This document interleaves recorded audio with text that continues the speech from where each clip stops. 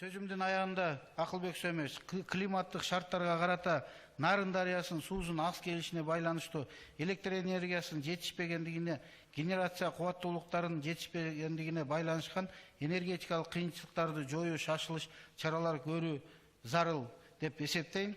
Демек 23 жылдың 1 августынан тартып 2026 жылдың 31 декабрына чейин Кыргыз Республикасының энергия тармағында өзгөчө кырдаал режимин Кыргыз Республиканын президентinin жарлыгы менен жарыялоону сунуштайм.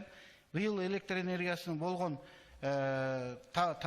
тансыздык 3 миллиард киловатт саат болсо, кийинки жылдарда дагы өсөт.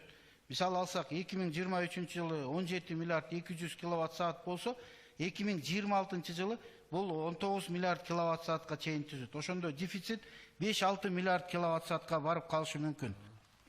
Урматтуу Бакыт Эргешевич, колго алыңыз. Президенттин указынын проектisi бүгүн эртең менин колумда болуш керек. Өзгөчө кырдаал боюнча энергетика тармагында сиздер башында слайдтан көрдүңүздөр. Биз 2021 жылы 6,5 миллиард сом акча берсек, азыр 2023 жылга уже 22 миллиард сом акча берип атабыз.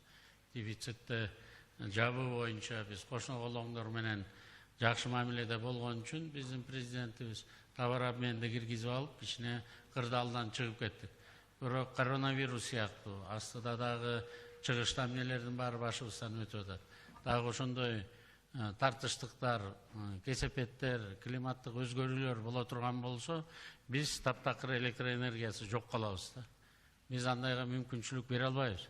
Ошондуктан өзгөчө кара чараларды, өзгөчө полномочияларды энергетика министрлигине беришибиз керек. Айбек Жанышбекович, Мурат Калиметович, сиздер дагы бизге даярдаңыздар.